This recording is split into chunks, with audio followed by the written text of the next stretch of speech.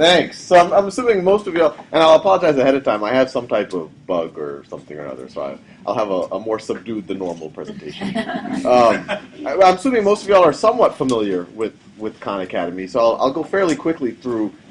A lot of this y'all have probably seen already, but some of it is probably new. And then as quickly as possible, go into the Q&A. And really, even while I present, feel free to interrupt or whatever. It's a small group. We really want to make this more of a conversation than a presentation. So for those of you who've never, who has not seen a Khan Academy video? Oh, okay. So for you, I think there was a few others, so you don't have to feel. This is a little bit of a montage of some of the videos. And we don't have sound. I guess I could narrate it myself. Let me see. Wait. Make sure the sound is on. The sound is on there. This is plugged in. Sound. Oh. Yeah. Go there. All right. All right, let's try this again. We can integrate over the surface, and the notation usually is a capital sigma. All of these interactions are just due to the gravity over interstellar, or almost you could call it intergalactic. So the right slot is I plus 1. This animal's fossils are only found in this area of South America, a nice clean band here. They create the Committee of Public Safety, which sounds like a very nice committee. Notice this is an aldehyde. And it's an alcohol. It's some type of an infectious disease. Exactly. So the key is when you start to look at data, you have to look at all aspects of it. Ours is their $30 million plus the $20 million from the American manufacturer. If this does not blow your mind, you have no emotion. Yeah. So as was introduced earlier, this slide's actually a little bit out of date. This is a few months old, but we are now. It's over. I think it's on the order of about 120 million videos have been viewed. We have, I think it's over 200 million exercises have been done. We're having over 2 million exercises done per day now by students all over the world. We've crossed 4 million unique students a month, and just to give people perspective, that's more than 7 times. Well, it's more than 6 times the total number of students who've ever attended Harvard, and that was last month. So we'll see what happens next month. And so what a lot of y'all are somewhat familiar. So there's that whole video library, and that's kind of how Khan Academy first, I guess, got on the map. And I think some of y'all are reasonably familiar with the exercise things. I'm assuming a lot of y'all saw the TED Talk and all of the rest. And the idea behind the exercises was really, and all of this started really organically with my cousins to give them something to practice on and for me to see how they were working on things. But the idea was, well, you shouldn't progress onto a concept until you've mastered the concept before, or at least until you're ready, until you can at least be functional in the next concept. So this is very much like you'd see in a typical video game, or frankly what you'd see in like a karate class or a music class. Is hey, you don't learn that piece until you've gotten at least decent about the more basic ones. So that top node is basic addition, and then once you get proficient on that, you keep moving down this knowledge map. And this was with the knowledge map as of last April, where we had about 100 of these nodes. We now are pushing 300 nodes, so it's almost comprehensive K through K through 12, K through pre-calculus right now, and we're also adding a lot more on calculus. This is what one of those modules looks like, and I like to showcase this one because some of those modules are more traditional, like the math problems we all did. You're just doing it in a web interface. This I like to give an example because this is something you could have never done with a traditional textbook or even a traditional chalkboard or a traditional teacher. Right here, you have a curve, a function, and then the student has to change the slope of tangent lines at every point of the curve, and essentially they're plotting out the derivative. So it's like you can now do much more manipulative things, and obviously we're tracking everything so that we know it's working. And if a student has no idea, they can watch the video on how to do that. This right here is a more traditional one. I mean, this is literally a subtraction drill, for lack of a better word. But if your student has to do it, knows how to do it, great. If they don't know how to do it, there's the hints there. They get feedback. There's videos there if they want to get more conceptual depth. And we could talk more about it. One of the big changes, well, there's been actually a ton of subtle, but we think pretty big changes, probably since the TED Talk or the last time that y'all have heard about us. So we could talk more about what it means to be proficient, or what type of questions we can do on the Khan Academy generally. This is a dashboard. and I talked about this at the TED Talk in last year, right when we got funding. When I started this, I assumed Khan Academy, at least in the medium term, was going to be this web resource for people around the world to learn stuff. And for the most part, it would be a supplement. Maybe some homeschoolers would use it. People would use it over the summer and things like that. But we always had this vision that it could also one day be kind of the operating system for a school of the future, where students are all working at their own pace. Teachers get dashboards and data. You can kind of free yourself from age-based learning. Free yourself from one teacher, 30 kids, another teacher, 30 kids. Why not mix it all? Why separate calculus from physics, from algebra, from chemistry? Why not merge all of these things together? But it was just, we were like, oh, that's going to be 10 years in the future when we actually do something in a classroom. But some folks in Los Altos brought us over. We were a two-person organization. We had literally just gotten our funding at this point, and said, well, what would you do with a fifth grade classroom? We said we'd have every student working at their own pace.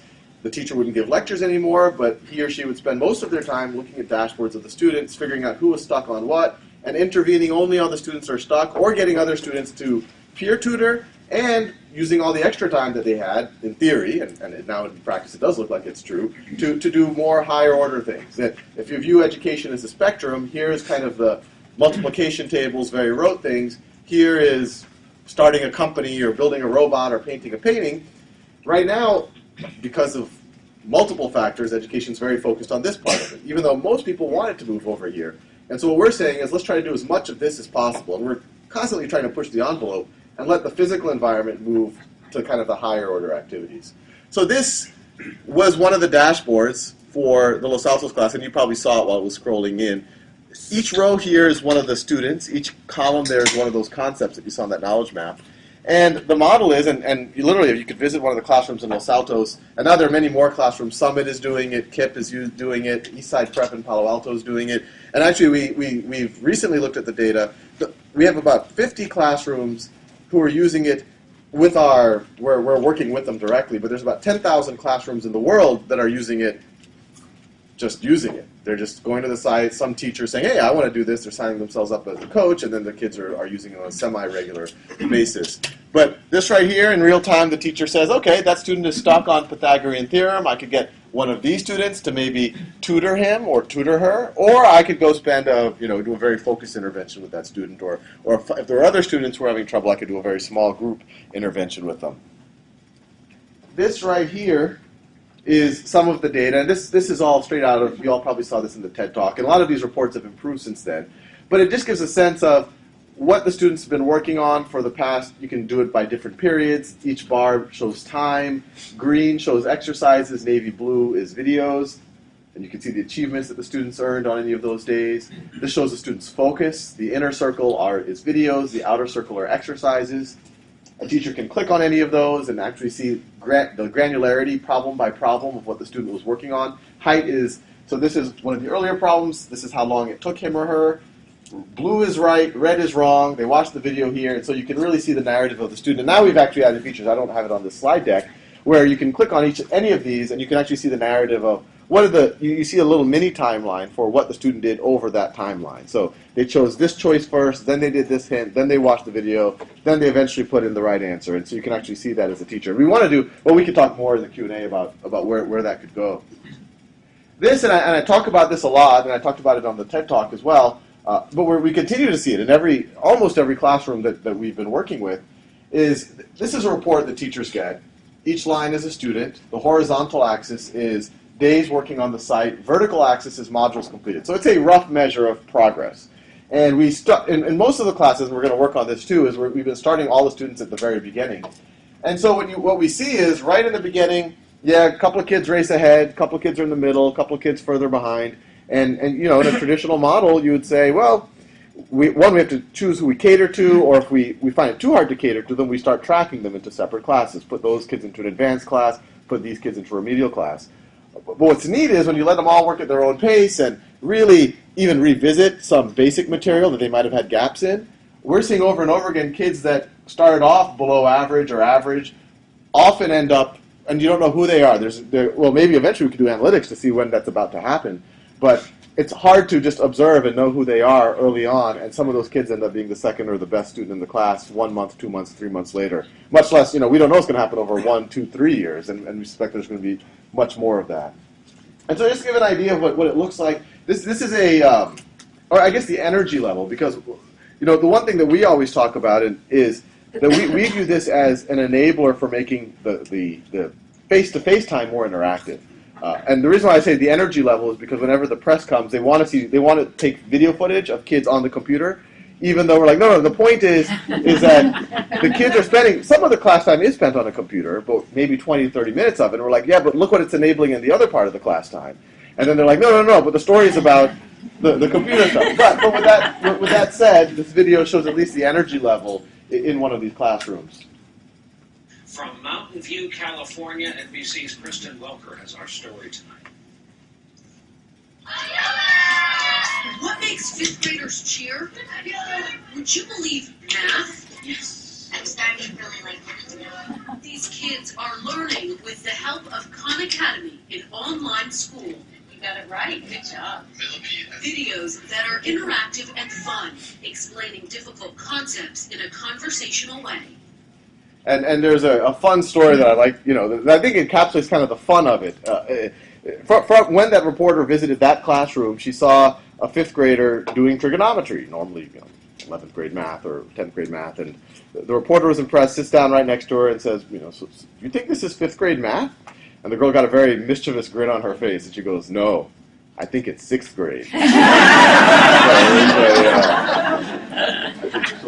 be pleasantly surprised. So this, the Los Altos anecdotally, you saw the energy level. Even that first week when our software was very primitive, that was even before we even had a lot of the badging and the game mechanics in there. The teachers were anecdotally telling us the kids didn't want to go to recess. They didn't want to, these were fifth grade classes, so it was the same teacher across everything. So from the get-go, the anecdotal feedback was positive from the teachers, the students. They were more engaged, taking ownership of their learning, all that kind of stuff. But the district, they give their annual assessment, the CST, and we were scared because we just got our funding. We actually started this pilot before we had office space, and so there was a little time where we were thinking about trying to rent a classroom from Los Altos just to be like maybe that would be reasonable office space, but we were worried because okay, well don't view this assessment as like the end all, like if it ends up being not perfect, that this is not a good idea. We're just at the beginning, we're iterating, we're using data, and they're like, yeah, but we just want to see what's going on, and we're like, yeah, we're cool with that. Just don't judge us too harshly. The cool thing is that the results of the assessment were very good. Especially, and it's funny because the things that we were most afraid about ended up being the most powerful testimonials for it. So last year, there were 4 pilot classes. 2 were in the 5th grade, and these were kind of standard Los Altos 5th grade classes, high-performing school district. I think they're actually the top-performing school district, or one of the top in the state. But the other 2 classes were 7th grade classes, and these were remedial math classes. And so these were, even though it's in Los Altos high-performing school district, these were very low-performing students, and many of them not from the standard Los Altos demographic. They were from the other side of El Camino. Many of their parents didn't speak English, didn't go to college, et cetera, et cetera. And so that was the group that we were more worried about. We were like, oh, if the results there don't look good, because this is all about self-paced learning, maybe those kids aren't as motivated, whatever. So the results that came out were interesting. So this is the 7th grade. I'll talk to the 5th grade. The 5th grade results, 96% were at grade level or above. That actually isn't that exciting of a result because Los Altos wide is 92 or 93%. So it was within the margin of error. And actually these were very high quality teachers. So it's hard to really break out how much is a teacher versus Khan Academy. But the one thing that Los Altos and we recognized is, well, one, it's good. It did no harm on the 5th grade material. And even that's a big thing because these students, they were doing trigonometry, they were doing algebra, and then all of a sudden they get a 5th grade assessment while kind of the control groups were learning exactly that curriculum. And they were getting questions that kind of showed up on the exam. So even that actually did say something. And then the other thing that we all recognize, and that's what we're going to assess this year, is I would say about half of the kids were doing algebra in the 5th grade classrooms. And so that was completely not captured on the 5th grade assessment, that you had so many kids performing so much above grade level. But the neat thing was the 7th grade, because, well, 2 things. These kids started off well below grade level, and then on top of that, the 7th grade assessment does actually capture more higher order things. It does start to go into algebra and whatever else. And so this is what their scores, their distribution of the scores in this remedial math class look like entering into their 7th grade, or so I guess you could say pre-pilot. And you can see 23%, none were advanced, 23% were proficient, 47% basic, 23% below basic, and even they were at the low end of proficient. This is what placed them into this class. And the fun thing was, after this, we saw the whole distribution move in the right direction. So we had some far below basic students going into the pilot. Now they completely disappeared. They had all, at least some of them, moved into at least below basic or someplace else up the curve. We doubled the number of kids who were proficient, so 23 to 41%. But the really exciting thing, and this is what got us excited and what got Los Altos excited, and it's kind of the narrative that other chart was saying, this was a remedial math class, and 6% were now advanced students. So 6% of that remedial math class, kind of like the graveyard for your mathematical career, had actually now leapfrogged ahead of students who were placed in the average classes, and now they should be placed in advanced classes. And so that was kind of something that we had never expected, and the school district, at least in their memory, hadn't seen before. And the last thing I'll just share with you is just a testimonial. So, this is all about Los Altos and younger students, K through 12. The last video I'll show you is a video that we got this past summer from a student. And I like to show this one because it kind of hits the point home that, there's multiple forms of education. And even for older students, there's a lot of people with a lot of, I would say, for lack of a better word, untapped potential. And if you just give them a little bit of the right tools, some kind of amazing things will happen. So let me show you this video. My name is Mark Halberstadt. Growing up, I was really always a C student. I think I was really pretty much always pretty pitiful in school. I don't think I've ever gotten higher than a B+ in any math class ever, particularly. I pretty much thought that the only thing I was good enough to do in college was major in music. And I went off and I got a music degree in saxophone.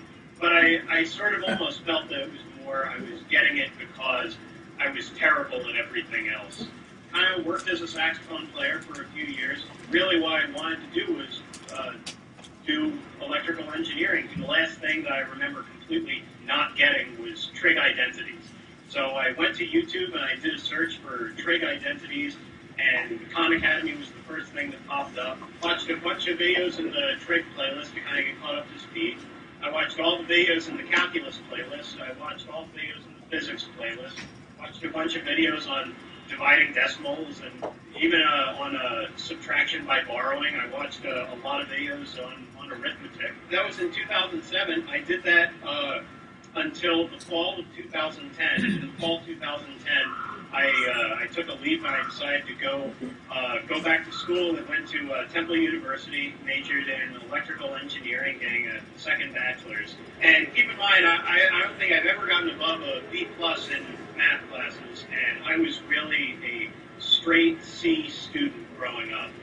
And I just finished this year, first year back in college, I got a 4.0 GPA for the entire year. I got perfect scores on both of my final exams and also on my chemistry final exam. I ended calculus, chemistry, both calculus classes, Calc 1 and 2, and chemistry with an average higher than 100%. There are some Khan Academy videos that I probably listened to the same concept over 20 or 30 times. And there is no tutor in the world I could have paid and repeated the same thing over 20 or 30 times without at least them getting a little bit judgmental. This guy really is never going to get this concept. He should just give up. Where the understanding really happened was watching those videos and also working through the Khan Academy software and everything. The impact for me in my life, I really see it growing exponentially over the next 20 or 30 years. So, from the bottom of my heart, thank you. All right. So with that, I'd love to just take questions, have a conversation, comments, ideas, anything, or you want to reply? No problem. So I'm just going to ask the first couple questions, and then we'll open it up. And our rule, so be thinking, our rule is going to be one question per person. So be thinking what you really want to ask, because we got a lot of people in this room. So Sal, the first thing I want you to answer is, why did you choose to structure Khan Academy as a nonprofit rather than as a for-profit company? Yes, I like that question. I think it's when it all boils down to it, the primary difference when you think operationally between a not-for-profit and a for-profit is what you do with excess revenue, if and when it happens. And for a for-profit, the excess revenue can be reinvested in the business, or it could be dividended out, or in some way given back to the shareholders. And a not-for-profit, any excess revenue just has to go back to the mission. And the other difference is ownership. Obviously, in a for-profit, people would be looking at Khan Academy as a hot IPO, and Sal, I'd be looking for real estate in Bentley or something. But as a not-for-profit, no one owns it. It's owned by a society. And in my mind, especially when this started, I actually didn't think that this was going to be my career. But when it did start, it immediately felt, especially because it was out there, it was free. People were like comments from YouTube. People were saying, "Thank you, this helped so much." And it was pretty obvious to me that even though these people got, to some degree, unlimited value from it for themselves, they probably wouldn't have consumed it if it had any barriers to it. If it was even 99 cents, this might have not happened. And just because he would have wanted to save 99 cents, he now got, who knows, $1 million of value, or whatever this value is that he got. That would have been a net negative for society if that didn't happen. And especially when the marginal cost of delivering it is close to zero. And so the thought process is, well, it should be free, and you could do that as a for-profit, but even as a for-profit, you can do that if you're a benevolent sole proprietor but I might have spoiled kids who then want to, sell the firm out or whatever. So a not-for-profit structure. Do some of y'all relate to that? But a not-for-profit structure ensures that this organization, independent of who's running it at the given moment, is always going to be directed to that mission. And then there was also, once it got even more traction, there was this feeling that this could be an institution, that we are at an inflection point in history. That you look at previous inflection points. European colonization of North America. You have your Ivy League institutions. You have the Industrial Revolution. You have your MITs and Stanfords and your state universities.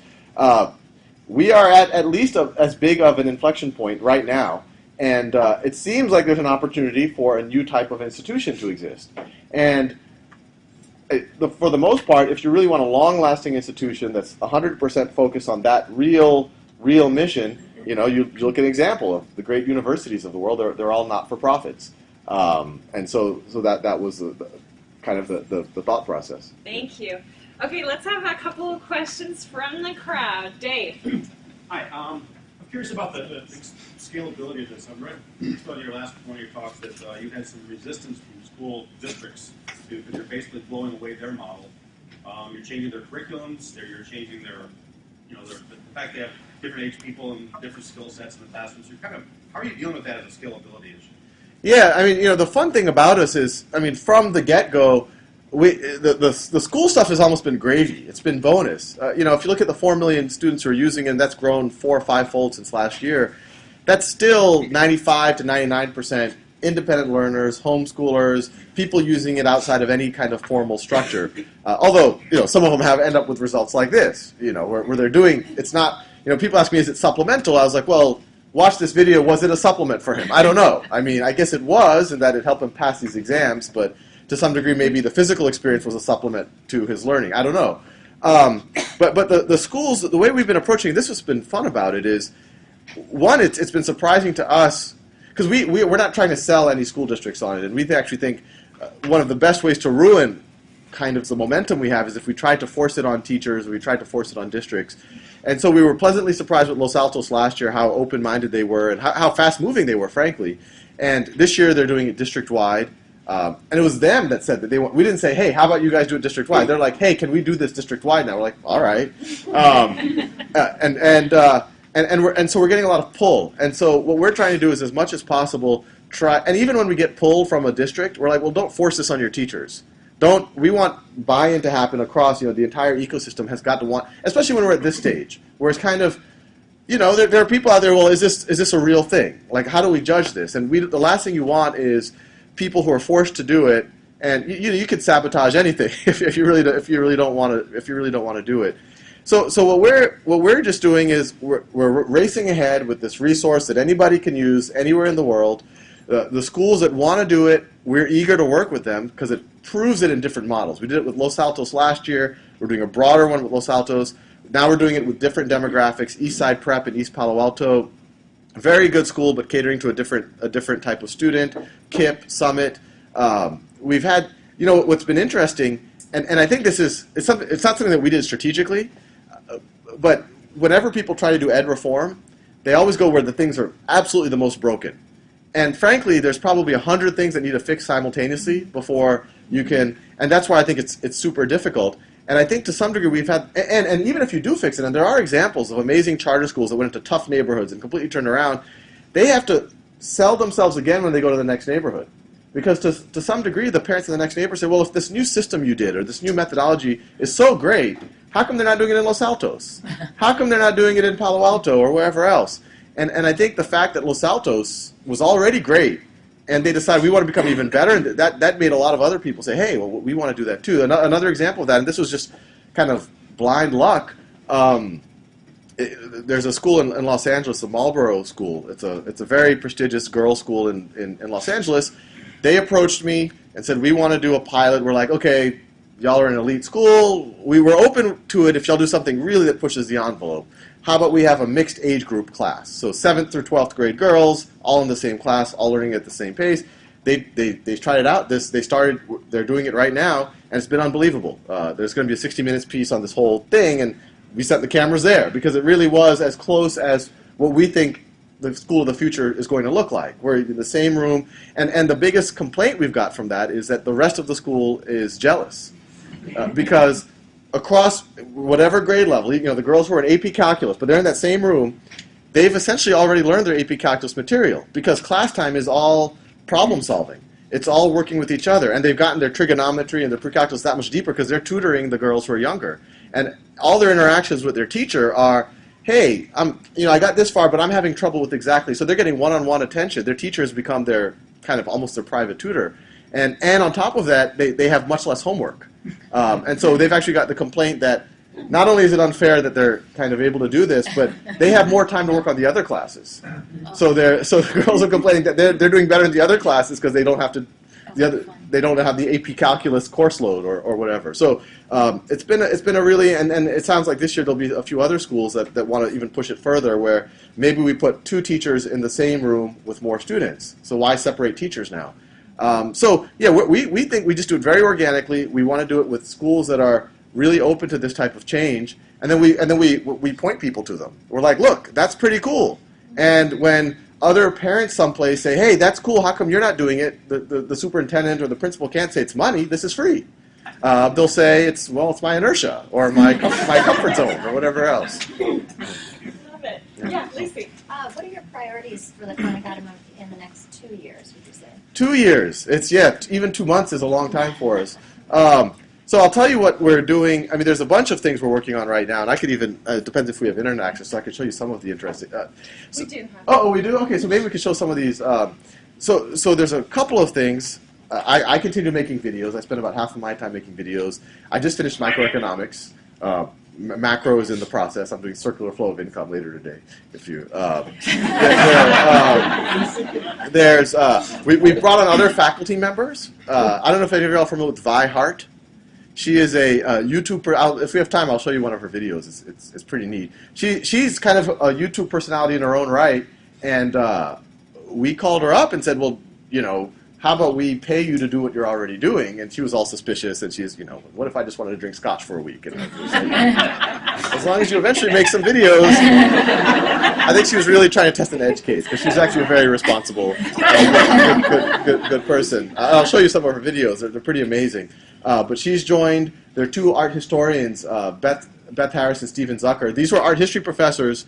One was the head of art education at the MoMA. One was the head of art history at the Pratt Institute. And they were doing, about as long as I've been doing it, they were doing the side thing where they were trying to create an online free art history textbook. where they have these videos where they have this conversation about the different art pieces. And as soon as we saw that, we're like, that's how art history should be taught. It's fun, it's conversational, it's intellectual. And so we brought them on. They're doing that full time, and now, well, there's some other interesting projects. I was about to say something I can't say, but so we have that. We have a couple of other people who are starting to make some other interesting content. On the software side, we continue to add more and more exercises. We're going to go into calculus, into physics, into chemistry, and biology. We're even thinking we're going to start doing more conceptual questions that are associated with videos, so that when we test students, we can figure out what videos they should be watching, because we feel that right now there's kind of a lot, people are heavy exercise users and heavy video users, and the overlap isn't as strong as it should be. We're building out an analytics team. To some degree, one of the most exciting, and this is what I say, regardless of, the content can always be improved. What our critical mass of content has allowed us to do is build a platform that's meaningful, but now we're collecting all of this data and we can iterate on the content. I'm most excited about Khan Academy kind of being a platform for education research, period. We're talking to some postdocs who might kind of want to do residence with us. We're like, look, if you have an idea, a better way, a better video, a better exercise, a better way of teaching fractions, come over, spend a week, implement it. We'll A/B test it. We already have the platform set up. We'll put 5% of users in front of that. We'll define success in some way. And literally, by the end of the week, you'll have more data than any PhD has ever had. And you could just write your thesis. So we're starting to build out that analytics team. We're translating. Some of y'all know about that. The video translations are pretty far along. There's a lot of demand for localizing the platform itself. That wasn't a strong priority over the next 6 months, but if we go 2 years, that's starting to become more and more of a priority, because there's a state in Mexico that actually has put in their constitution that every child will have access to a laptop and broadband, state of Sonora in Mexico. And they're acting on it. They've assigned the budget, they put it into a trust, even if the government changes, that money's going to be there. And so they really want this for every, the 300,000 kids in the state of Sonora. And so and obviously Spanish is important for the U.S. too. So there's that. Obviously, the game mechanics, we're trying to do as much community on the site. That's something we haven't really tapped into yet. I think as of this morning, public profiles has been launched. So if you want to have a profile of your achievements and your data, you can make it public now. And then we'll use that later to have more of like when someone tutors each other or they get good feedback, we can put that on the site. Yeah, but there's just endless. I could go for hours on all this. Foreign language one of the components? So foreign language, it's in the next 2 years, I don't think that's going to be something that we'll be able to. I mean, I barely speak English, so it would. Yeah, I mean, there's no reason. I think there's foreign language. The ideal foreign language curriculum would seem to me would be something not too different than Rosetta Stone but Rosetta Stone only gets you so far. Plus, kind of a Skype or Google Hangouts type immersion with people on the other side of the planet, or at least across a border or something. But yeah, eventually something like that could happen, but we're not. It's not on our immediate pipeline. Yeah, Laura. Okay, let's go here first, Oh, okay. and then Laura next. Okay, thanks. So about the inflection point, and with all that's possible with technology now, especially like 3D graphics, revolutionizing how science can be taught. I just saw a program at the Nueva Gifted Learning conference, and it was about 3D graphics, and people get so much more excited to learn science when everything's moving, and you can see it in color, and you can see what's happening to viruses and things like that. Can really be different. And so it seems almost that the possibilities technologically now to transform education in terms of textbooks and what you're doing and everything exceed the number of people like you who are going to do it. Yeah. Because how often do people with as much potential decide to go into nonprofits and like give up all those almost $1 billion compensations on Wall Street to go change the world? So I wasn't making quite that much. As you can tell by yes. So the question is, do you feel like you're leveraged enough? I mean, should you be getting gobs more money and getting a lot more PhD, get more people putting out like, we're going to transform, here we're going to do textbooks, and here we're going to do this, and basically expand the experiments because you have the vision and you kind of know what to do and not to do. You kind of have it. So how about leveraging it more? Yes. The simple answer is, we think we're, a highly leverageable model. Even, everything we've done to date, I think it's a moving number. We've grown pretty dramatically over the past year, but I still believe our total invested capital to date is on the order of $2 million. Is what we're reaching 4 million students, and in theory, you can have a skeleton crew and that'll just grow and whatever. But with that said, I think there's an unlimited potential for more capital here. I think there's a couple of dimensions. One is and we're already starting to see this a little bit. If there's some independent charter schools who said, we're going to start a new school and we want to build it on your model. Like the school will be based on this. Like you will be the operating system. And I think for them, they need to see, like, you have to be around for the next 10 years because we're going to build a school based on you. And so I think there's capital just for that. Look, if we're an institution, we should have that type of kind of runway. I think there's also the view that and especially as a not-for-profit, I mean, y'all are probably familiar, you hear all these, there's a lot of for-profit companies, they're doing this or that or this or that. But I think at the scale that we're already at, and as being kind of a not-for-profit, people trust us, they know where we're going with this. There's a really strong platform play that we're really just starting to explore here. And I think that's where the capital could be really, and where we could take a large amount of capital, really as much as people are willing to give, to really take it into, it was mostly my content initially, then we started building out this pretty built-out platform. Now that's where most of our investment is going, into that platform. And now, if we invest enough in that platform, that could be the platform that everyone builds their content on, and it's okay, and they'll trust it because it's not for profit. Great. So Laura next, and then we'll go Gina and Helen. So Sal, here at SV2, we have grant rounds on education, and we had one last year which focused on teacher effectiveness. And building out curriculum, we know, is very, very hard. You've spent years and years creating curriculum for each one of these videos.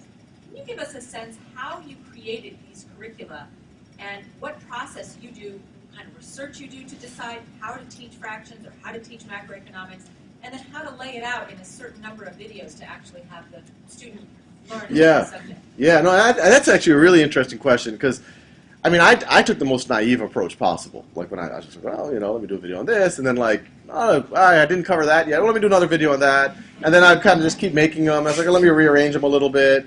Okay, there's still a gap there. I haven't done this, and I just kind of threw it in, and very organically, it happened, almost bottoms up, and it ended up being something that people really relate to. It feels human. They don't mind me saying, hey, in that video, I actually forgot to touch on this nuance here, and I can talk of it. It's very natural. It's actually how you would learn if I was your tutor or if you were my tutor. It's how the conversation would go.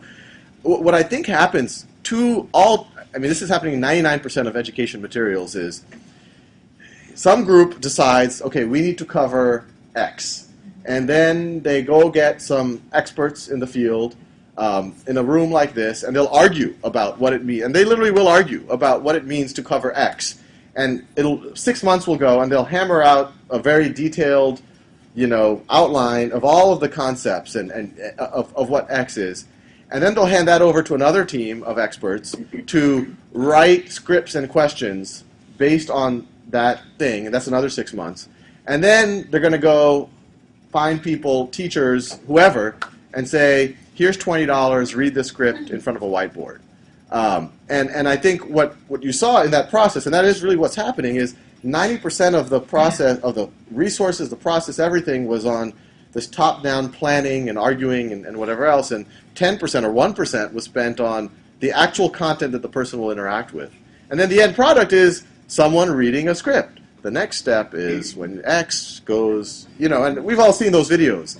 And so what our process has been the exact opposite. We go after the talent first. We say, we didn't say necessarily that we were, art history wasn't a super high priority, but when we saw the talent that was doing it, we're like, these people have it right. And we don't, the talent isn't, we don't think there's only 5 people in the world who can do this. There's probably 500 people, but it's amazing, even some of my friends from business school who've done kind of for-profit education startups, it's amazing how they view the teaching as a commodity.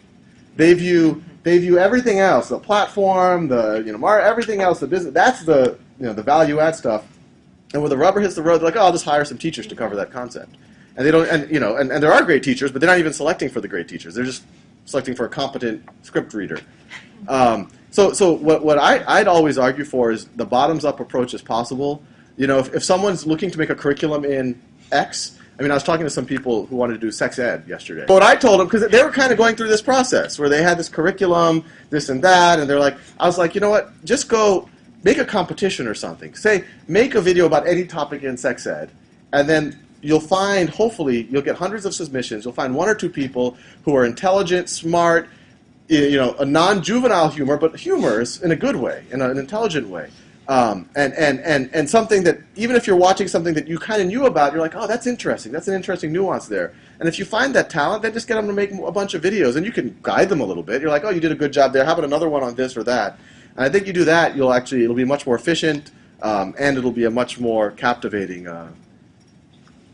But you know, with all that said, and we are doing this now. I mean, you know, I make it sound like everything is just, oh, I'll do microeconomics tomorrow and tomorrow. But we are now, you know, now that we have a critical mass, we are going through it. It's like, what are we missing? So we're going through the Common Core, we're going through the AP standards, we're going through, okay, we're not missing a video on that. But now the team just says, hey, Sal, you don't have a video on that, you know, on conceptualizing something in that way. And I was like, oh, I'll make one on that. And I just slot it in.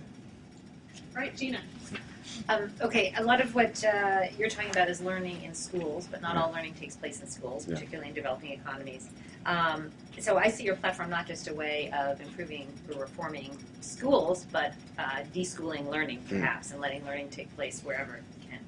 So I'm interested in what you think are, you talked at the very beginning about you can teach these kinds of things easily, and then there's higher order learning that maybe can't be taught this way. I'm kind of wondering, what are the limits of that, and would you be willing to work with content providers who can possibly push those boundaries? And how, right now, the people you're bringing in are bringing them in under the Khan platform. Would you envision partnering, white labeling, you know, kind of what are some of your thoughts about taking Khan into a totally different direction? Yeah. So, you know, the spectrum of learning, if this is like super rote stuff, you know, history, facts, multiplication tables, this is very high order stuff.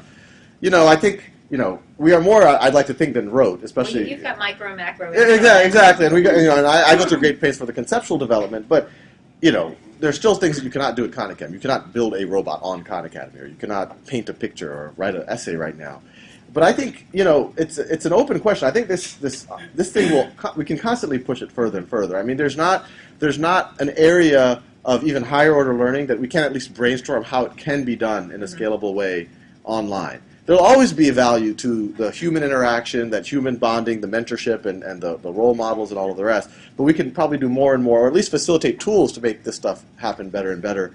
In terms of kind of content providers, we're open to anything. I mean, we're still a fairly small team. We're 26 people right now. Our main thing is just, you know, everything that comes inbound is just a triaging of like, is this a multiplier of us, or is this taking away from something that we would have otherwise done? And so far, we've actually found it's often harder to interface with completely independent projects than just like, hey, why don't you come in and just start making video or something like that. So that's why we've just been trying to bring people into the fold, so to speak. One thing that we do hope to do in the next year is these. So right now we just finished building our own content management system because the YouTube playlists weren't supporting, especially when you have multiple authors and editorial and all that kind of things, and the ability for a tool to write questions associated with videos. We're going to use that internally for a while until it becomes robust, but in about a year we want to expose that. And so in theory, in a year, anyone could create a course on anything. And it won't necessarily be exposed to the entire Khan Academy community, but you could use that for your classroom, and you let us know about it. And we'll look at it, or we'll have the community curated in some way and say, well, that is a good course. That really should be the Khan Academy course in sex ed, or whatever it might be. Well, I mean, what if there is a branded section on Khan, but also it lives somewhere else under the other brand? Can you envision that sort of thing? Yeah, you know, so there's been, you know, I guess there's two ways to think about it. One is that you actually branch the entire code. So you have two. The reason why we are resistant to branching the entire code is we think there's a lot of value for that data to reside, especially even cross-subject even. But I think there could be value to, I mean, we wouldn't care if someone creates kind of an instance that's using the same data, but it's branded as something else. I mean, one area that actually could be very interesting, even as a sustainability for us, is corporate training. You know, you're company X, you want to train your employees this way, here are the tools, employees do it. They could use some of our content on accounting or economics or whatever else, but then there's some proprietary content that you use, and So you would white label it to a corporate or potentially. I mean, we're not working on that now, but we've brainstormed that as something that might be help us get to sustainability.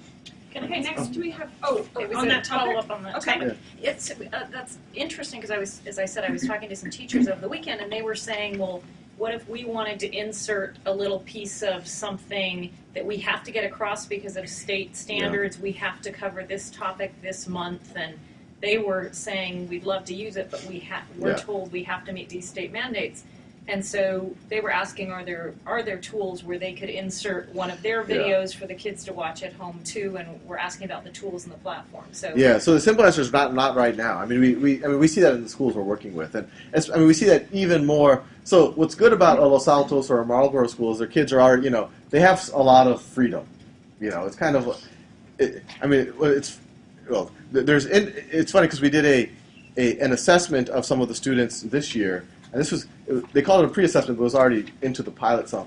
But there's a large evidence. Actually, I think a lot of high-performing school districts need to just do this. It's shocking if you just measure on a broader assessment where you can show, even independent of Khan Academy, a lot of the 5th graders actually are ready for 9th grade, 10th grade math.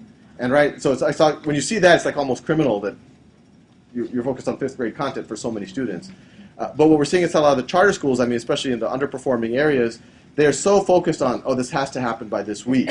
And it's kind of crazy sometimes because we're pointing to them like, look, half your students can't multiply. And you're saying that they have to know systems of equations by Friday? Like, they can't multiply. And they recognize it too. They recognize it's crazy and all of that. But they've been pushing us on this, there's gaps, we have to make sure. So the simple answer is we don't have the tools for the teachers yet. We're trying as fast as possible to fill in as many of those gaps as quickly as possible.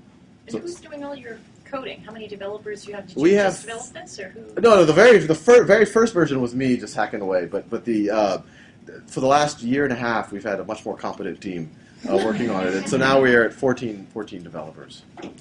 Okay, so we have Helen next, and then we'll have David, then Michael, and then Linda. Okay? Okay, I'm going to see if I can kind of get this out. What I'm seeing when you're describing this is sort of an encapsulation of the way that your brain thinks about math and science in sort of this linear progression way of levels of skill sets, and so you've been able to architect this system which says you need to learn this before you learn that.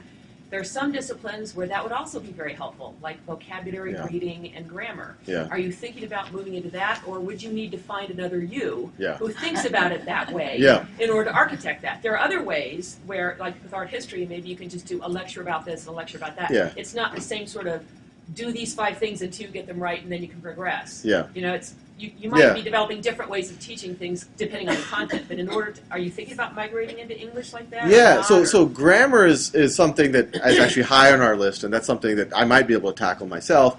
Basic literacy, we think, is like a big deal. I mean, especially we're translating, okay, it's nice if you're in rural India to learn algebra in Hindi, but you should learn to read in Hindi first. I mean, there's huge illiteracy problems in most of the world. So yes, it's like on our radar. Once again, we feel if we top down decide to do reading, and then we're looking. If we found awesome reading talent who could make videos, and then and if we our software engineers getting the really great talent is one of our bottlenecks right now, and we're hiring about 1 or 2 people per month. But we want to do that stuff. But they would have to think about it the way you do in that discipline, wouldn't they? Yeah, I mean, and the one thing I want to be clear, because sometimes people hear me talk about mastery-based learning. Don't do negative exponents until you have mastered basic exponents, and I believe that. I mean, to some degree, you shouldn't learn to do the black belt taekwondo. You shouldn't ski down a black diamond until you've done a blue or whatever. But that doesn't mean that it's like we're dogmatic about it. It doesn't mean that you can't be exposed to ideas or that you can't see something through a project that you don't fully understand yet, and that's motivation for you to learn it later. So even in math, I think there is an art to it and a nuance to it. But yeah, I think this could be, grammar. I think even things like art history, there are ways to approach it that are somewhat structured. It could be by time period, it could be by style, it could be by geography, or whatever else. The other thing you get to do with history is go vertically and horizontally, yes. Which never gets taught in history textbooks now, which are all linear and in silos. Like, this is Chinese history, this is Indian history. What was going on in China when what was happening in South America at the same time as? which you could do with your system. Yeah, I mean, what we're hoping to do is, I mean, even though that knowledge map will always be there, and people love it, I love it, it's kind of a map of where you, but the experience over time we see is becoming more and more nonlinear, and that I would guess, and going back to your question, in 2 years, hopefully in a year, but in 2 years, I would hope that you go to Khan Academy, and we already have this thing called goal setting, but the goal setting will be even more advanced. These are the things that I want, this is where I want to be in 6 months. And then based on those goals, Khan Academy just says, okay, here's a question for you. You get it wrong, who knows? The example, you got it wrong, Khan Academy now knows you need to probably watch that video or get this. If you get it right, it'll keep moving, and it'll be context switching within math, or it'll even be constantly, here's an algebra problem, now here's a question about history. Now, and it's just constant context switching, but constantly learning what you do and do not know, and trying to get you, fill in your gaps and get you towards that goal. So very nonlinear, but at any point in time, you can look at one of these knowledge maps and get a sense of where your understanding is strong or weak. That's kind of what we're dreaming of, and we don't think it's that far. Solomon, in the current education system that we have in the U.S., where my kids are in the Southern schools, you have a 5th grader who's ready for 9th grade math. You have a 5th grader who's doing 10th grade math. What does the 5th grader do in the 5th grade classroom? Because the school progresses the 5th grader in a locked system. Yeah. So how do you do that? So Khan Academy is great, 5th grader is being empowered, yeah. But what do you do socially? And what do you do in the current educational system, 5th grader who's able to do 9th grade math, 5th grade math? Yeah, I think a lot of these things, and we've all seen it, oh, my kid is intellectually ready for 7th grade, oh, but he's going to be bullied if he goes to 7th. And whenever some teacher says that, then you shouldn't even just do it by age, you should do it by size. Like, you should have, like it has nothing to, it's which would have made me more confident in basketball.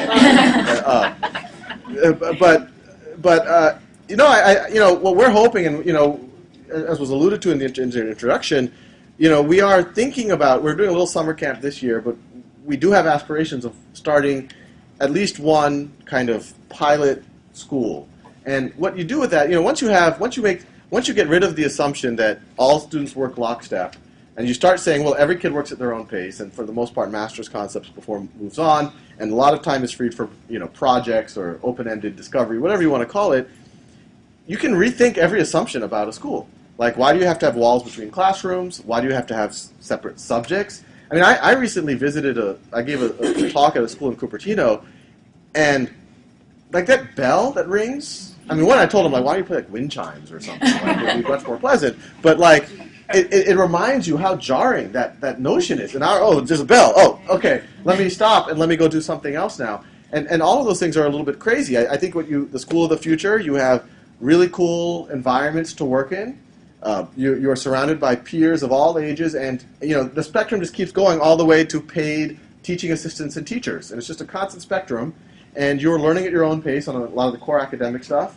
If there is a senior who's all of a sudden, she wants to build a robot, and she's looking for some interns, I'm a 5th grader, I want to help her, and I'll just put the screws in for her, or I'll do errands for her, but she's also going to teach me a little bit about how to build a robot. I can go work on that. If there's a group of students who want to do a little book club on Victorian literature, they're doing that. But the whole time that's happening, there is the scaffold that makes sure that the core skills are being had. So it's not, I think right now there's kind of two schools of thought. One is, we got core academic skills, make sure kids perform on exams and all the rest. And the other is open-ended, don't teach to the test, don't do that. And we're saying, actually, you kind of have to have both. If you do just one or the other, you're doing a disservice for the kid. But if you do that, now age doesn't matter anymore. And if a kid is, if a 10-year-old, and I'm trying to start, we shouldn't say 5th grader. If a 10-year-old is ready for trigonometry, but is reading at what we now call a 3rd grade level, and it shouldn't be called that way because that's embarrassing, just reads at that level, that's okay. He or she can be at their edge of learning in both of those cases, not being pushed ahead on reading and flailing, and not being held back in math. Wonderful. So next we have Michael. So we've been talking a lot about individual skills, and I have 2 5th graders, we're talking about 5th grade, that have been using your stuff and IXL and other things. And one of the problems we had at their old school, which is why we just moved to a new school this year, was there was very little integration of the subjects and the skills, big problem in public school. Right?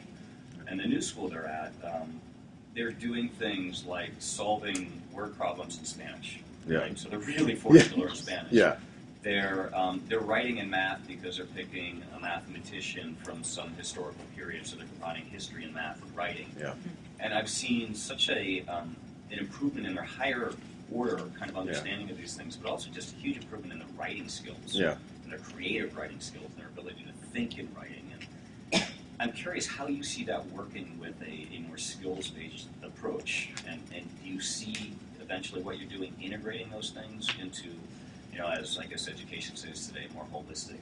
Yeah, I mean, as much of that as possible. I mean, going back to this kind of spectrum, we're here and we want to push this envelope, and some of what you're describing is kind of right out here.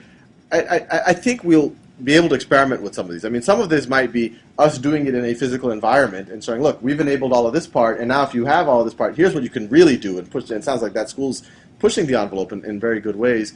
We are going to, so we're going to launch a computer science pretty soon. And what we're excited about computer science is, okay, computer science is computer science, that's an important skill and all the rest, but using computer science, I think computer science is strangely analogous to writing, is that you can use it in pretty much every field. You can use computer science to study biology, to study statistics, to study history. You can do a million different things with computer science. And so I do see a reality, and I don't know if it's not going to happen in the next 6 months, but you could have essay competitions, you have computer science competitions. These more open-ended projects can happen on this site, but you're connected with this broader community, so it could even be even richer. You are critiquing other people's analysis of some historical event. You are critiquing someone else's code. Your code is being, is competing against someone else, whatever it might be. So the simple answer is, yeah, we want to move in that direction, and it's just a matter of how fast we can do it. And this school doesn't have computer science, and that's one of the things we're trying to work on, because I agree with you. I think you teach a kid Python in 4th or 5th grade, and they can do all kinds of things. Yeah, I mean, and, if you think about just functionality in society these days, the most important skills are, I mean, we could probably think of others, but computer science, writing is out there, and writing is taught today. Computer science writing, but I would throw in law, accounting, statistics, and finance in there. I'll give you one more. Okay. Religion. This school teaches 5th graders 4 different religions, and by the time they get to 8th grade, they're studying 8 world religions. No, you're right. And that's not taught for, multiple reasons. But yeah, I agree. I agree. You do that because that is context. I mean, that is context that makes you informed. But most of that, what I just listed and what you just listed, is absent. So. Okay, great. So next we have Linda, and then we have Susan. Okay, so I have, everyone sounds like they're in, very wealthy school districts, and my kids are in public school here in Silicon Valley. It's not a poor district whatsoever. We do not have computers for every student. We have one computer lab in each school that maybe 30. Yeah. And so you said there's absolutely no barrier for entry to this. And I'm totally excited about this. I think this is fantastic. But I'm looking at my school district going, huge barrier for entry. Yeah. We have no money. Yeah. We're a public school system. And you need computers to do this. You're right. And frankly, even Los Altos has, now that the whole district is doing it, they don't have a laptop for every child, and to some degree you don't need a laptop for every child if you are very flexible with how the school day is organized, but they are still in a traditional model, and so it's hard, they can't do the one room, because we see a reality where kids are using the laptop for 20 minutes to an hour per day for all of their subjects. So in that reality, you really only, if you do it very efficiently, you only need one laptop for every 3 or 4 kids. But if you have a more rigid environment, then you have to get closer to one-to-one. And so even Los Altos, we're trying to figure that part out. But the simple answer is it's a good point. And it's a hard one. Well, there's a couple of ways we think about it. One is the actual cost is actually not that high, and it's getting cheaper every day.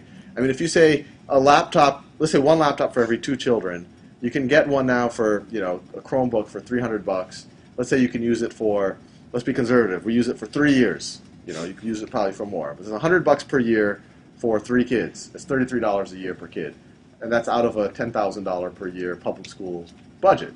So it's not that, it's less than the textbooks, and some amount for bandwidth and whatever else, but that's quite, especially out here, that's pretty cheap.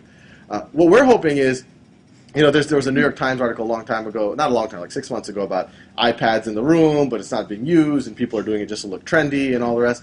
And we agree with them. What's always happened, even when I was in elementary school, kind of computer labs were these trophy things. Look, we're modern. And then they just gather dust. No one ever uses them and whatever else.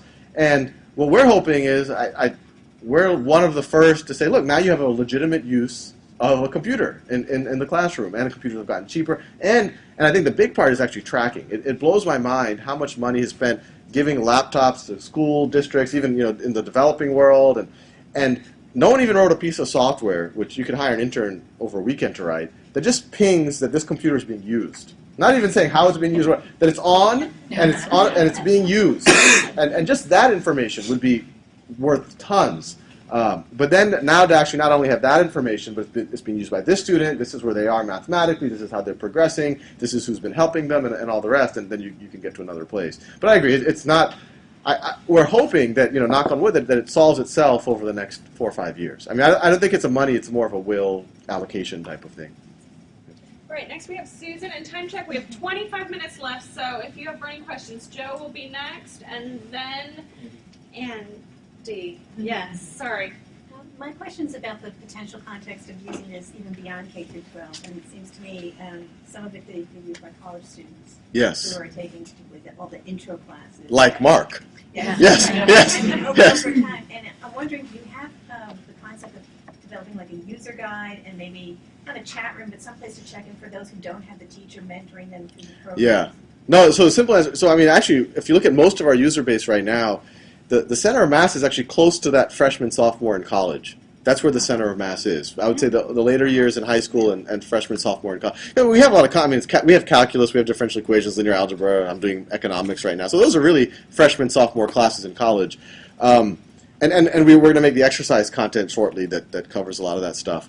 On the community, we want to do as much of that as possible. There is already this kind of thing that's happening where people I'm a grad student in math, and I want to coach people. And people are just signing up as their coach, and then they'll ping the messages, hey, why don't you work on this or that? And we might want to make that some formal way. And even it could even be a neat way for someone to make a living, where, right now, tutoring, I don't know what it costs these days, it's a lot per hour. And for that same amount, you could say, okay, there's a random coach someplace on the planet, he's willing to be my child's coach, I'll pay $30 a month to that person. And they'll... We don't have that. We have the coaching in place now, but we don't have any way of matching people. The coaching. So right now, like if you had nieces or nephews or your children that you want them on Khan Academy, but you want to be their coach, you want to see their data and see what they're up to, see their goals, even suggest goals for them. That all exists. You have a separate account. You get their data if they share it with you, and they could. So that exists. We don't. Person in your network. Yeah, we don't have right now. We don't have any way of saying, I want to coach. Give me students out there that need coaching. But I think there's a lot of potential there. I mean, even some of the independent schools we've been talking to, some of the more elite schools, they have a problem in that they're telling all their students to do community service, and there's kind of a glut of supply of community service, and what do we do? And so there could be something very powerful. Their students going to the Boys and Girls Club, or and I want to be the coach of 30 students here. I want to be the and that way. And what's exciting about it is it's not just me going every Tuesday afternoon and tutoring the kids who happen to be there. You're forming a connection with those students, and you get to see their narrative over as long as you guys have that connection.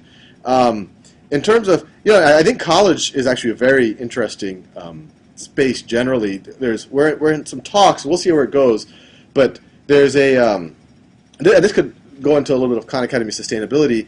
There's interest from some major universities to say, look, how about Khan Academy teaches calculus.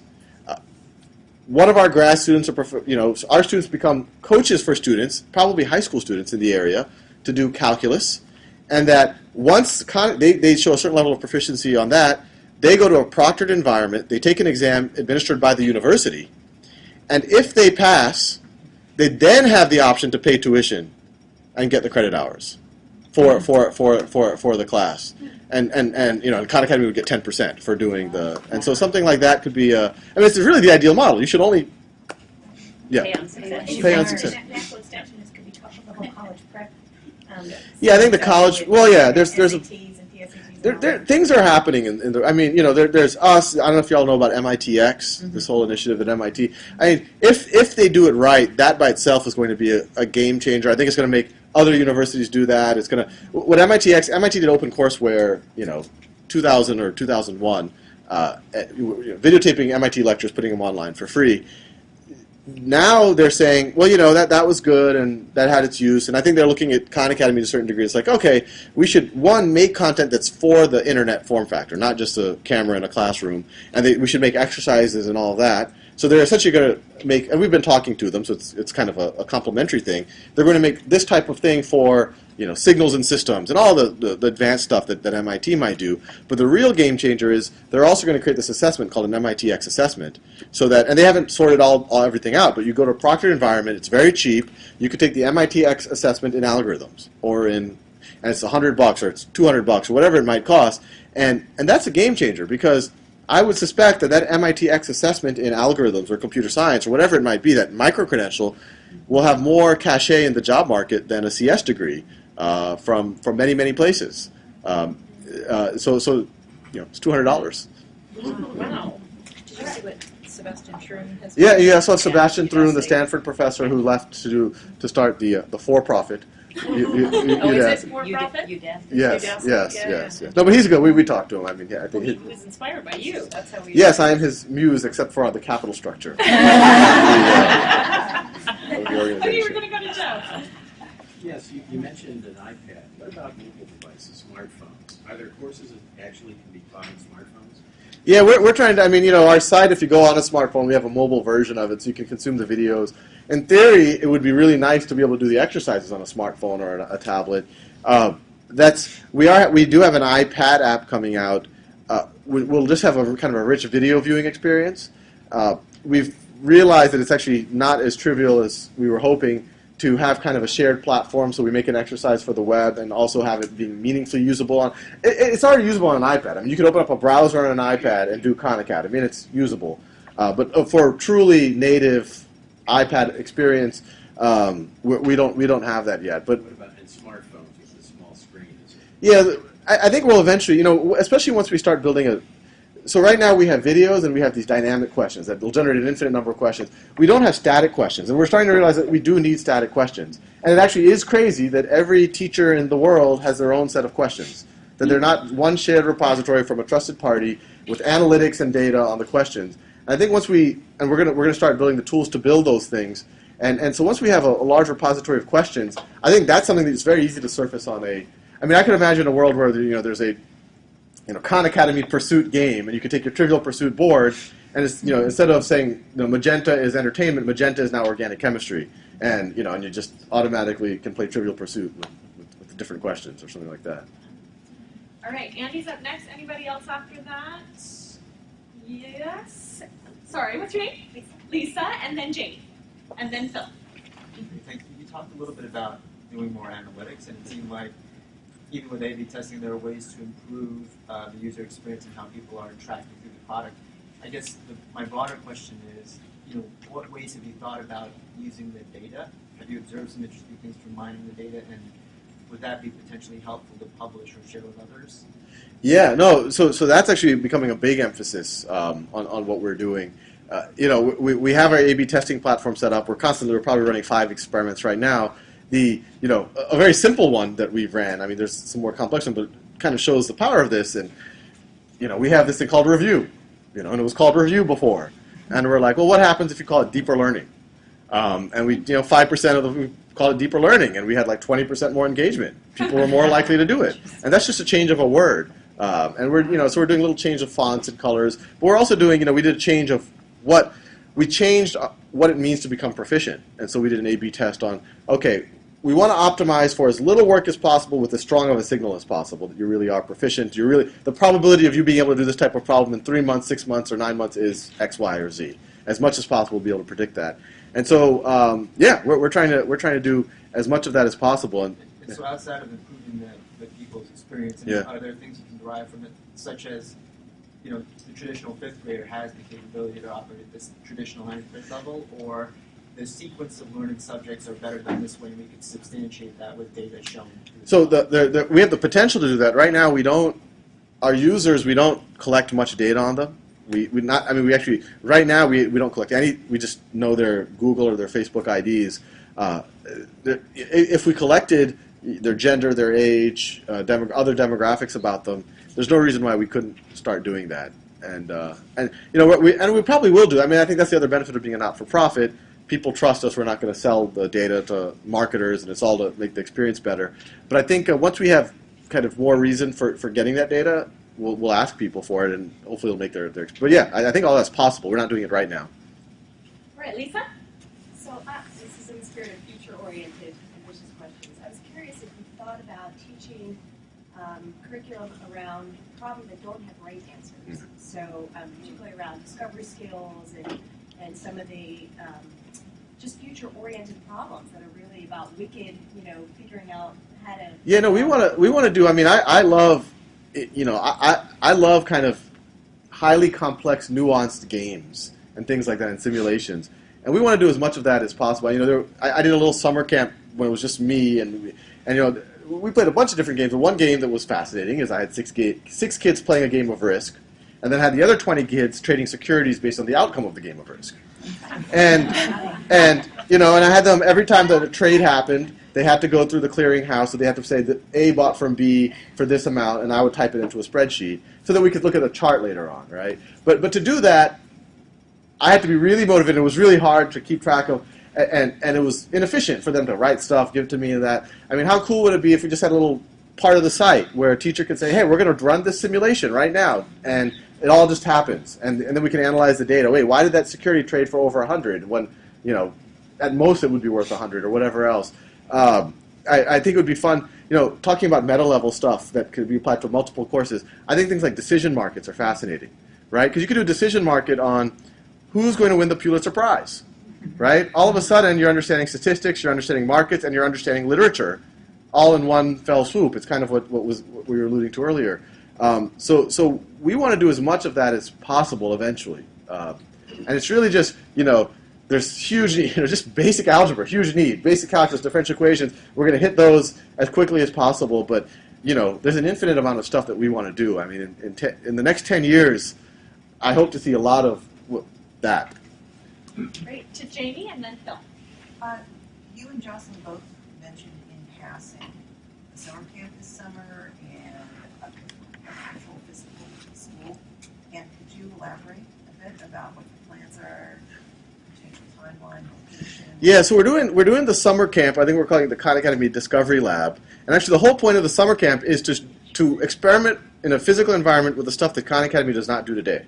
So these things like this Risk game will happen during the Discovery Lab, and we'll do all these Prisoner's Dilemma. And I'm a big fan of all these game theoretical type, these dictator games that you can play between kids. And some of the discoveries for us, and not necessarily the student. But so that's actually there's on our site. If we're taking kind of interest lists right now, and we're holding the summer camp at the International School of the Peninsula. What's the age? It is middle school, is what we're focusing on this year, and that's to kind of get our feet wet and understanding kind of what can be done, and also saying, hey, that was really cool. Let's implement that maybe next year or whatever else. The school itself, that's close to my heart. I have a 3-year-old, so I figure I have about 3 years to really, for selfish reasons, to get it off the ground. So we're looking. So what we envision is actually a school that's what we just described, students learning at their own pace. They're using Khan Academy to get core skills and other things, and they have all these projects. We actually imagine ourselves co-locating with that school. One of the other fun things about being a not-for-profit is actually, this sounds bad, but labor laws don't apply in the same way to us, which is actually a very healthy thing. It's right now, if Google wanted to hire a 14-year-old intern, there's all sorts of weirdness about it. It can't be a volunteer. You have to pay minimum wage. But we can take. So we imagine a school where kids are there. They're doing all sorts of things. And one of the open-ended projects you might do is you might develop stuff for Khan Academy. You might curate content. You might whatever. And over time, once you're doing enough of it, we're like, hey, we're going to pay you. Like, this is, you're adding value. And you could do other stuff. You could start a business. And what we imagine is the school is just an environment for you to kind of reach your potential. So there's all of the software, and then there's people around that's going to get you to where you need to go. One thing, and actually, feel free, I'm Sal at KhanAcademy.org. I'm in the process of having a few conversations with a few admissions directors of universities, and I want to talk to some adventurous high school students, I would say sophomores or juniors, who would look to essentially drop out of their traditional high school and hang out at Khan Academy. for the next few years.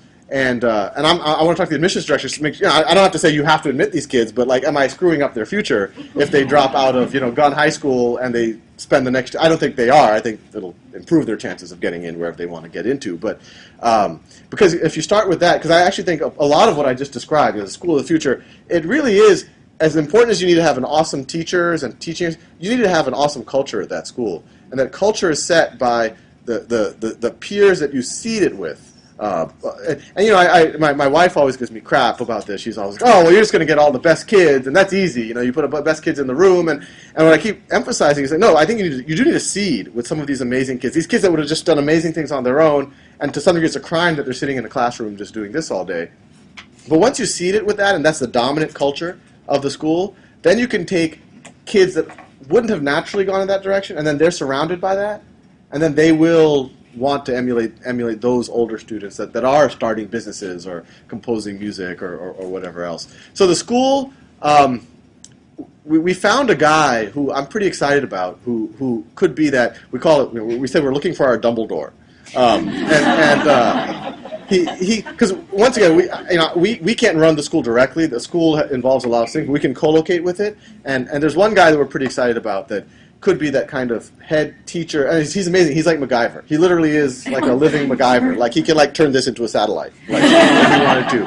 And that is, if you think about it, that's like Dumbledore, right? That is what you want. You want somebody who can just show kids the mystery of the universe.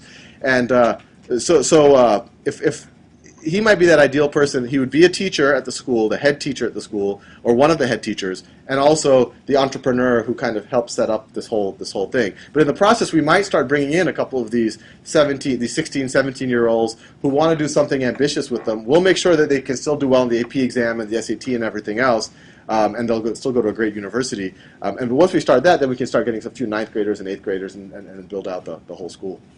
All right, so we've got 7 minutes left. We have Phil up to, I have room for maybe 1 or 2 more after that. Are we all satiated? Okay, let's go Phil, and then I've got a couple questions to close out with whatever time we have. Go ahead. Okay, so different type of question. SV2's mission is to identify nonprofits that have proven they know what they're doing, they have a workable model, and they have a lot of help scaling. I know in your early days, the funding was very uncertain and somewhat serendipitous. Do you have anything to say that might help us better identify candidate organizations, or that might help candidate organizations find us? Any thoughts on that? Yeah, my sympathies are with the scrappy 1, 2, 3 people that. You probably find a lot of them just on YouTube. Frankly, I think there are people.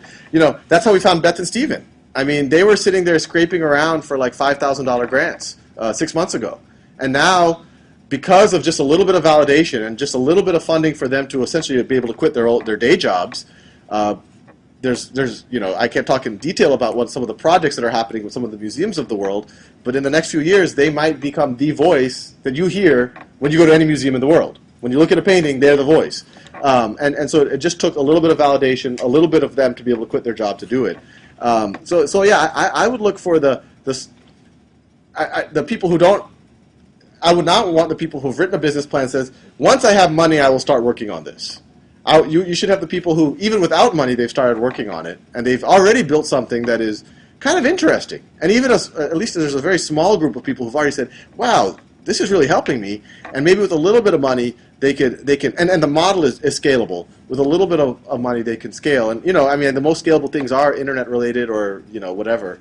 I think. Maybe there are other models out there. So a couple other questions based on stuff people emailed into me, and I consolidated. So a lot of people were interested in kind of education technology being a fairly early, emerging, and fragmented sector. Yes. What are your thoughts on, will it consolidate? What's the future? Yeah, so I think, this is an interesting, because it's very fragmented now. I think, we're actually in the process of starting a capital campaign, and one of the things that we're like, okay, what's the reason why Khan Academy should, and we actually think there's a negative of it being so fragmented, but at the same time, you don't want a for-profit monopolist in the education sector either. You want a nonprofit. You want an open nonprofit But in all seriousness, I think there is value for that. Where if you have a core, going back to the segmentation of the data, there's huge value for a common platform that all of the APIs, all of the data is going into. You're able to test things, and I think it's very healthy for there to be competition on the content side of things.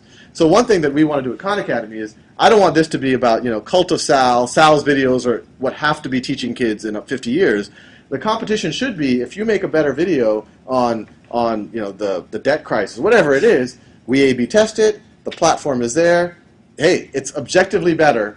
Mine goes in the historical archives. Yours is the main video, or maybe for certain people, yours is better. And so be very analytical, very scientific about that. And that's what fragmentation is hurting right now, because right now you have all of these things and there's no way to actually even compare apples to apples. And so what we've actually viewed as the biggest value of Khan Academy, and that why it's actually good that it's an institution and a not-for-profit, is that it can become that kind of unbiased analytics, data, testing platform. Anyone wants to build something else. Everyone wants to have a better way of teaching negative numbers. Throw it on there and see what happens. And we'll have to see. It's very natural for not-for-profits to do it. So we've already started talking to researchers who have said, yeah, come do it. And the for-profit will be, because there are people doing good things in for-profit. I don't want to turn into this. I came from a very for-profit industry, and many good things happen from for-profit companies.